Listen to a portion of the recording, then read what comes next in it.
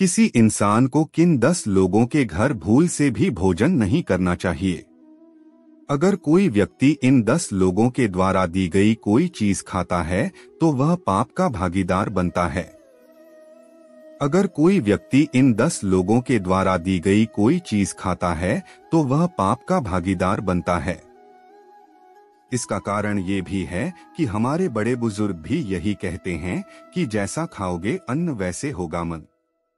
इसलिए किन लोगों के यहाँ भोजन नहीं करना चाहिए, इस बारे में क्या कहते श्री कृष्ण जानिए। एक कोई चोर या अपराधी कहा जाता है कि इस तरह के लोगों के घर भोजन करने से आप भी पाप के भागीदार बनते हैं और साथ ही आपके विचार भी उनकी ही तरह दूषित हो जाते हैं। 2 सूदखोर व्यक्ति गलत तरीके से कमाया गया धन हमेशा अशुभ फल ही देता है, इसलिए दूसरी की मजबूरी का फायदा उठाकर कमाए गए पैसे वाले व्यक्ति के घर भी भोजन नहीं करना चाहिए। 3 चरित्रहीन स्त्री, ऐसी स्त्री के घर भोजन करने से आप भी पाप के भागीदार बनते हैं। 4 रोगी व्यक्ति, वैसे लोग जिन्हें कोई गंभीर बीमारी है या अगर कोई व्यक्ति लंबे समय से बीमार है तो उसके यहाँ भी भोजन न करें, वरना आप भी उस बीमारी की चपेट में आ सकते हैं। 5 दूसरों की चुगली करने वाला, जिन लोगों का स्वभाव चुगली करना होता है उन लोगों के घर भी भोजन नहीं करना चाहिए, क्योंकि बातों बातों में वे आपको परेशानी में डाल सकते हैं और बाद में खुश होते हैं। लिहाजा इन पर कभी विश्वास न करें।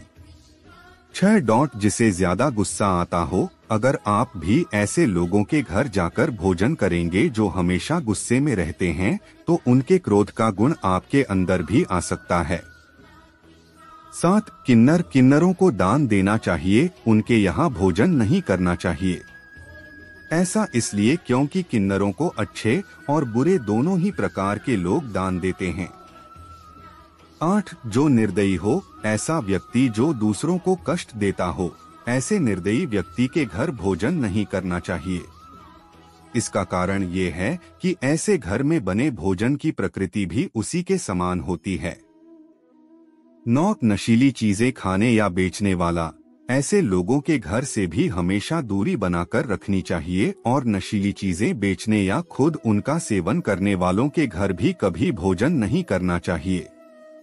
10 प्रजा पर अत्याचार करने वाला राजा, प्रजा की रक्षा करना और उन्हें हर समस्या से निकालना ही राजा का कर्तव्य है, लेकिन अगर कोई राजा प्रजा पर ही अत्याचार करे तो ऐसे राजा के घर भी किसी को भोजन के लिए नहीं जाना चाहिए।